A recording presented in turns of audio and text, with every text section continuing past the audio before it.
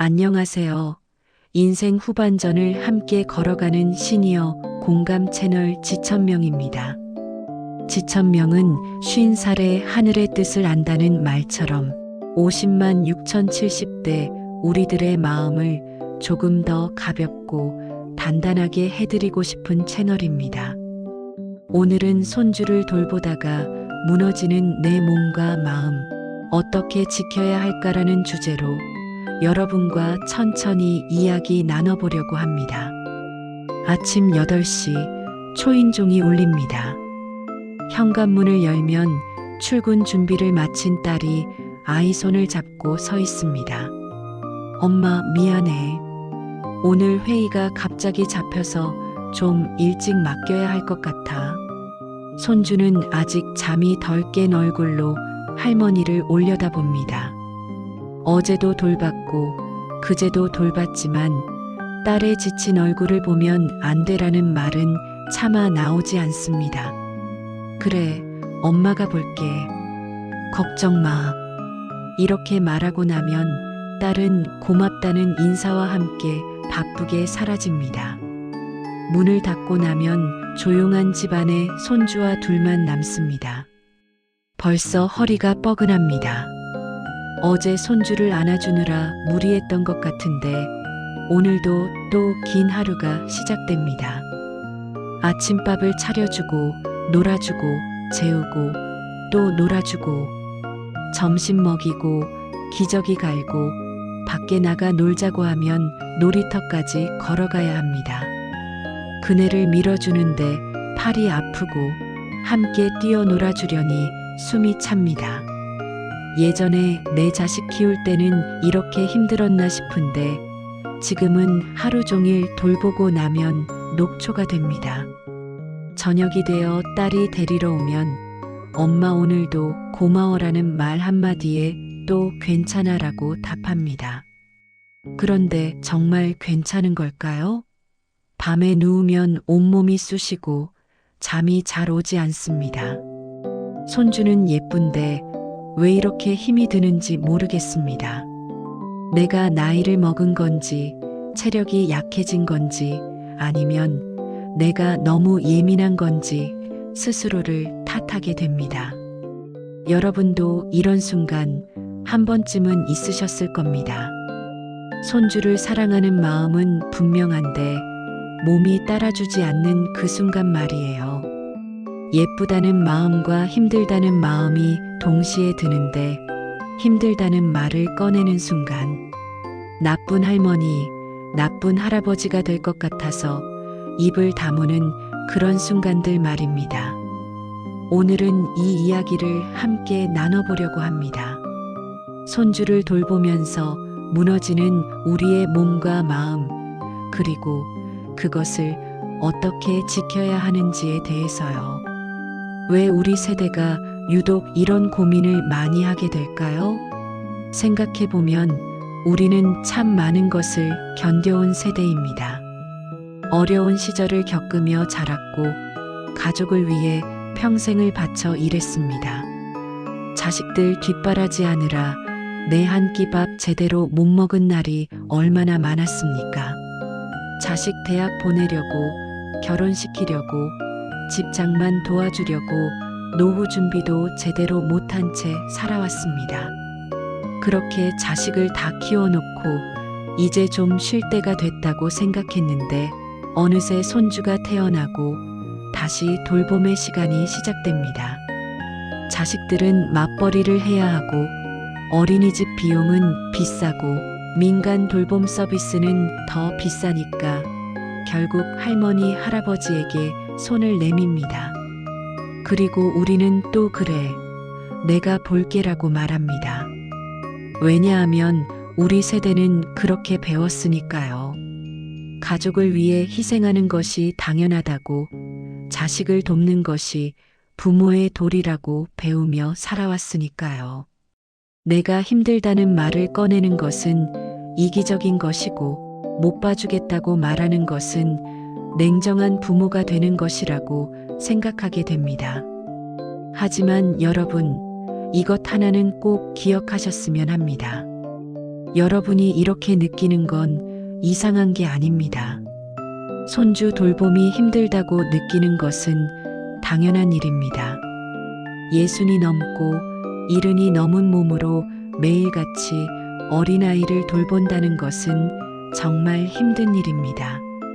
그만큼 치열하게 살아오셨기 때문에 지금 여러분의 몸과 마음이 지쳐 있는 겁니다. 지금부터 한 분의 이야기를 들려드리고 싶습니다. 실제로 있었을 법한 우리 주변에서 흔히 볼 수 있는 이야기입니다. 김영숙 씨, 올해 68살입니다.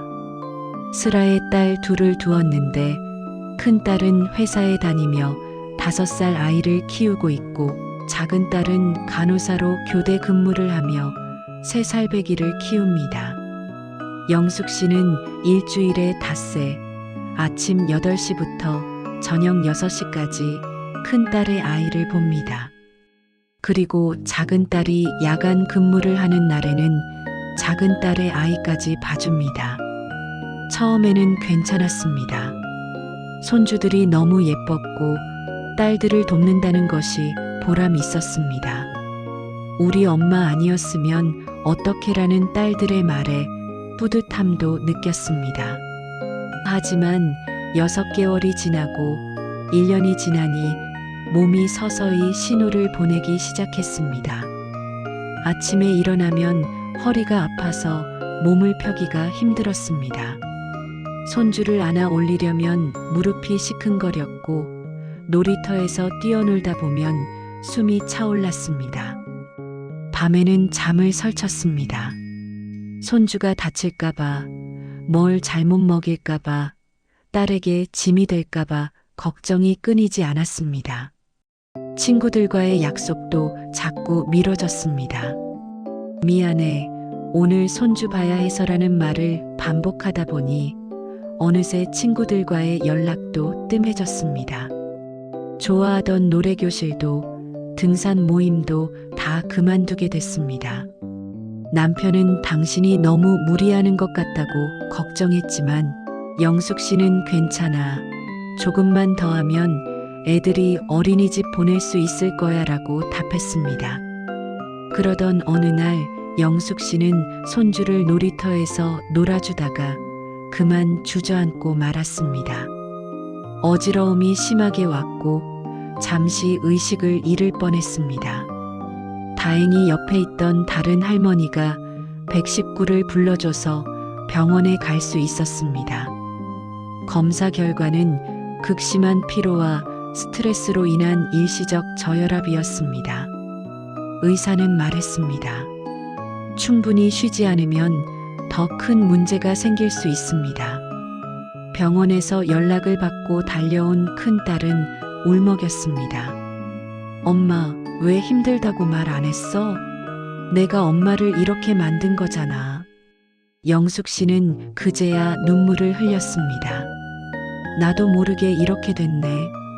손주들이 예쁘고 너희를 돕고 싶었는데 내 몸이 이렇게 약해질 줄 몰랐어. 딸은 그날 처음으로 엄마와 긴 이야기를 나눴습니다. 엄마가 얼마나 힘들었는지, 어떤 부분이 가장 버거웠는지 진심으로 들었습니다. 그리고 함께 해결책을 찾기 시작했습니다. 어린이집을 알아보고 주 3일만 엄마가 돌보고 나머지는 다른 방법을 찾기로 했습니다. 남편의 부모님께도 도움을 요청하고 필요하면 돌봄 서비스도 이용하기로 했습니다. 가장 중요한 것은 영숙 씨가 자신의 한계를 인정했다는 것입니다. 나는 슈퍼 할머니가 아니다. 나도 쉬어야 하는 사람이다라는 것을 받아들였습니다. 그리고 딸에게 솔직하게 말하기 시작했습니다. 엄마, 오늘은 좀 피곤해서 오전만 봐줄게, 혹은 이번 주는 하루 쉬어야 할 것 같아라고 말이죠. 처음에는 이런 말을 꺼내는 것이 무척 어색하고 미안했습니다. 하지만 딸은 이해해 주었습니다. 오히려 엄마, 진작 말해줬어야지. 내가 너무 당연하게 생각했네라고 했습니다. 그 순간 영숙 씨는 깨달았습니다. 자식들이 부모를 힘들게 하려고 손주를 맡긴 게 아니라는 것을요. 그저 도움이 필요해서, 그리고 엄마 아빠가 도와줄 수 있다고 믿어서 부탁한 것이라는 걸 말입니다. 지금 영숙 씨는 일주일에 사흘만 손주를 봅니다. 그리고 나머지 날들은 자신을 위해 씁니다. 친구들과 차를 마시고 노래교실에도 다시 다니기 시작했습니다. 남편과 함께 가까운 곳으로 당일치기 여행도 갑니다. 그렇게 자신을 돌보고 나니 손주를 볼 때도 훨씬 더 여유롭고 즐겁게 돌볼 수 있게 됐습니다. 여러분, 이 이야기에서 우리가 기억해야 할 것들이 있습니다. 첫째, 힘들면 힘들다고 말해도 됩니다. 아니, 말해야 합니다. 참고 또 참다가 쓰러지면 그때는 아무도 돕지 못합니다. 여러분이 건강해야 손주도 제대로 돌볼 수 있고 자식들도 안심할 수 있습니다. 둘째, 경계를 설정하는 것은 이기적인 게 아닙니다. 나는 이만큼 도울 수 있어. 이 시간에는 쉬어야 해라고 말하는 것은 정직한 것입니다. 자식들도 여러분이 로봇이 아니라는 걸 압니다. 다만 여러분이 말하지 않으면 괜찮은 줄 알 수밖에 없습니다. 셋째, 손주를 사랑하는 것과 손주 돌봄이 힘든 것은 모순이 아닙니다. 두 감정은 동시에 존재할 수 있습니다. 손주가 세상에서 가장 예쁘고 소중하지만 매일 돌보는 것이 힘들 수 있습니다. 이것은 자연스러운 일입니다. 영숙 씨 말고도 비슷한 이야기는 정말 많습니다. 제가 아는 또 다른 분은 손주를 3년 넘게 돌보다가 우울증까지 왔었습니다. 아무것도 하기 싫고 매일 무기력하고 예전에 좋아하던 일들도 재미가 없어졌습니다. 자신이 왜 이렇게 됐는지도 몰랐습니다. 그저 나이 들어서 그런가 보다 생각했죠. 하지만 병원에 가서 상담을 받아보니 만성 피로와 스트레스가 누적되어 나타난 증상이었습니다. 의사는 권했습니다. 당분간 손주 돌봄을 줄이고 본인을 위한 시간을 가지세요.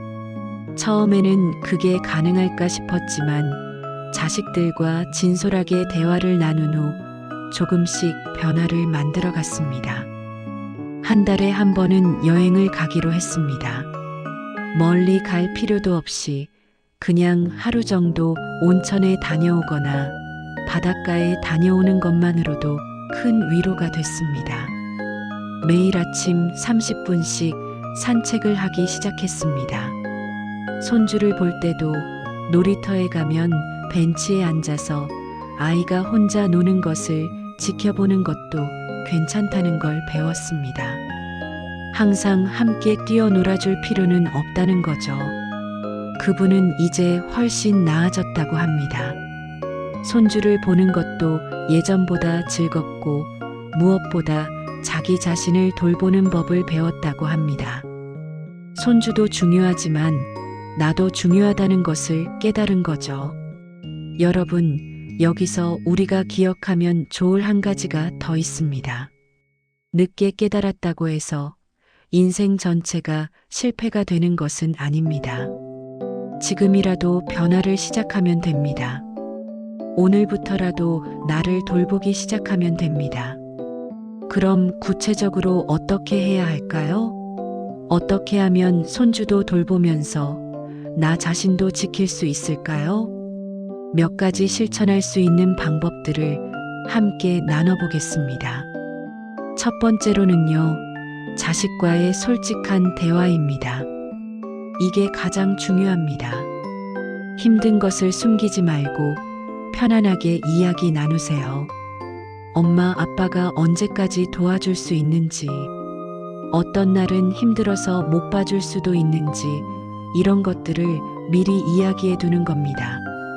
자식들도 여러분의 상황을 알아야 다른 대안을 함께 찾을 수 있습니다. 이야기할 때는 비난하는 투가 아니라 그냥 사실을 말하면 됩니다. 요즘 허리가 많이 아파서 애를 오래 안고 있기가 힘들구나. 밤에 잠을 못 자서 낮에 피곤해. 이렇게 말하는 거죠.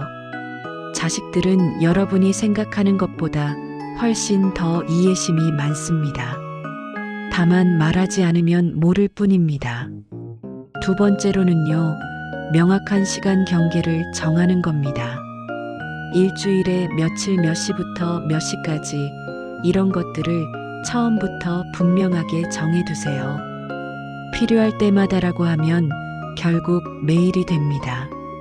그리고 일단 정한 시간은 지키려고 노력하되 정말 힘들 때는 오늘은 안 될 것 같아라고 말할 수 있어야 합니다. 어떤 분들은 그러면 자식들이 섭섭해하지 않을까 걱정합니다. 하지만 생각해 보세요. 여러분이 쓰러져서 병원에 가는 것과 미리 오늘은 쉬어야겠어라고 말하는 것 중에 어느 쪽이 자식들에게 더 큰 부담일까요? 당연히 전자입니다. 건강하게 오래 도와주는 것이 무리하다가 쓰러지는 것보다 훨씬 낫습니다. 세 번째로는요, 나만의 시간을 반드시 확보하세요. 하루에 30분이라도, 일주일에 하루라도 좋습니다. 온전히 나를 위한 시간을 가지세요. 친구를 만나거나, 취미 생활을 하거나, 그냥 조용히 차 한 잔 마시는 것도 좋습니다. 이게 사치가 아닙니다. 이게 생존입니다. 많은 분들이 나를 위한 시간을 가지면 죄책감이 든다고 말합니다. 하지만 여러분, 비행기 안전 수칙 기억하시죠? 산소 마스크가 내려오면 나부터 먼저 쓰고 그 다음에 옆 사람을 도우라고 합니다. 왜일까요? 내가 먼저 살아야 다른 사람도 도울 수 있기 때문입니다. 손주 돌봄도 마찬가지입니다. 내가 건강해야 손주도 제대로 돌볼 수 있습니다. 네 번째로는요, 다른 돌봄 자원을 함께 찾아보세요. 어린이집, 놀이방, 육아 도우미, 친정엄마와 시어머니가 번갈아 보기, 지약, 돌봄센터 등 다양한 방법이 있습니다. 물론 비용이 들 수도 있습니다. 하지만 여러분의 건강과 비교하면 그 비용이 결코 비싼 게 아닙니다.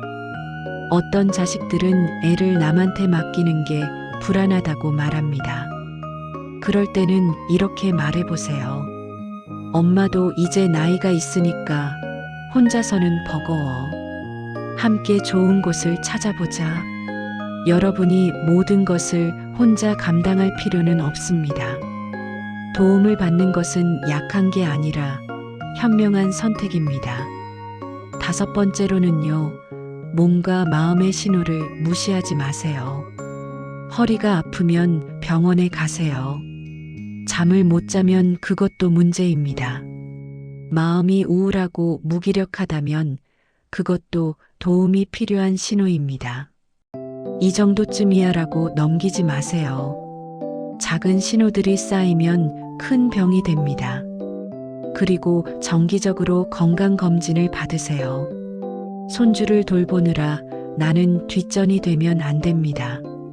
여러분의 건강이 무너지면 가족 전체가 흔들립니다. 반대로 여러분이 건강하면 가족 전체가 든든합니다. 마지막으로 다른 조부모님들과 이야기를 나누세요. 비슷한 고민을 하는 분들이 정말 많습니다. 경로당이나 복지관이나 공원 벤치에서라도 만나서 서로의 이야기를 나누다 보면 나만 그런 게 아니구나라는 위로를 받게 됩니다. 그리고 서로 좋은 방법들도 나눌 수 있습니다. 어떤 할머니는 손주를 돌볼 때 타이머를 맞춰둔다고 합니다. 2시간마다 10분씩 쉬는 시간을 갖는 거죠. 그 시간에는 의자에 앉아서 눈을 감고 쉬거나 스트레칭을 하거나 물을 마십니다. 이런 작은 습관이 하루를 버티게 해준다고 합니다. 또 어떤 할아버지는 손주와 함께 할 때 무리하게 놀아주지 않는다고 합니다.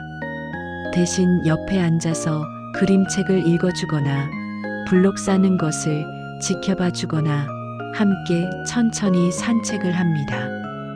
꼭 뛰어놀아줘야만 좋은 할아버지, 할머니가 되는 게 아니라는 걸 깨달은 거죠. 여러분, 지금까지 긴 이야기를 나눴습니다. 손주를 돌보면서 무너지는 몸과 마음을 어떻게 지켜야 하는지에 대해서요. 여기서 한 번 더 정리해 보겠습니다.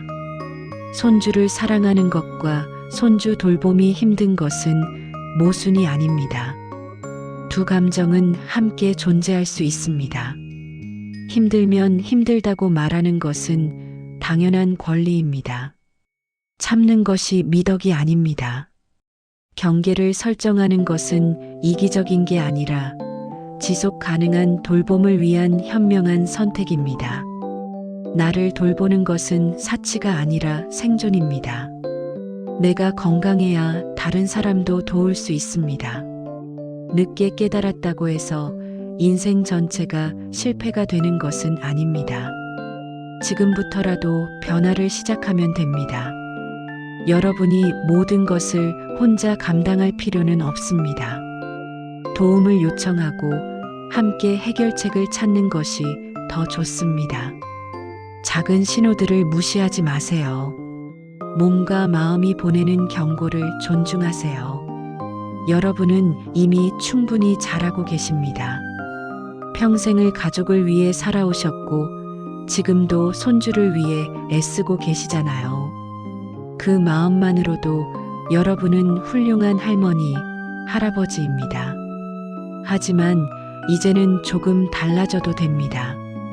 가족을 사랑하는 것과 나를 돌보는 것, 두 가지를 함께 해도 됩니다. 아니, 함께 해야 합니다. 여러분이 건강하고 행복해야 손주에게도 더 좋은 할머니, 할아버지가 될 수 있습니다. 나는 이제 나이가 들었으니까 참아야지라고 생각하지 마세요. 나이가 들었기 때문에 오히려 더 자신을 소중히 해야 합니다. 젊었을 때는 무리해도 회복이 빨랐지만 지금은 한번 무너지면 회복하기가 쉽지 않습니다. 그러니 무너지기 전에 미리 나를 지켜야 합니다. 자식들에게 미안해하지 마세요. 여러분이 솔직하게 말하는 것을 자식들은 이해할 겁니다. 오히려 여러분이 참다가 쓰러지는 것을 자식들은 더 괴로워합니다. 엄마 아빠가 나 때문에 아픈 거야라는 죄책감을 갖게 만들고 싶지 않으시죠? 그렇다면 지금부터 솔직해지세요. 손주와의 시간도 양보다 질입니다. 하루 종일 지친 얼굴로 돌보는 것보다 일주일에 사흘이라도 웃는 얼굴로 함께하는 것이 손주에게도 훨씬 좋습니다. 아이들은 압니다. 할머니, 할아버지가 힘들어하는지, 즐거워하는지. 억지로 하는 돌봄보다 기쁜 마음으로 하는 돌봄이 아이에게도 더 따뜻하게 전해집니다. 그리고 기억하세요. 여러분의 인생은 손주 돌봄만으로 채워져야 하는 게 아닙니다. 여러분도 여러분만의 꿈이 있고, 하고 싶은 일이 있고, 만나고 싶은 친구들이 있습니다. 그것들을 포기하지 마세요. 손주도 사랑하지만 나 자신도 사랑하세요. 오늘 이 이야기를 들으시면서 어떤 분들은 그래, 이제 좀 바꿔야겠다고 결심하셨을 수도 있고, 어떤 분들은 그래도 어떻게 말을 꺼내지? 고민하고 계실 수도 있습니다. 괜찮습니다. 한 번에 모든 것을 바꿀 필요는 없습니다. 작은 것부터 시작하면 됩니다. 오늘 저녁 자식에게 전화 한 통 해보세요. 요즘 엄마가 좀 피곤해서 말인데 우리 한번 이야기 좀 할 수 있을까? 이렇게요. 그리고 솔직하게 마음을 나눠보세요. 여러분이 생각하는 것보다 자식들은 훨씬 더 이해심이 많습니다. 내일 아침 거울을 보면서 자신에게 말해보세요. 나도 중요한 사람이야.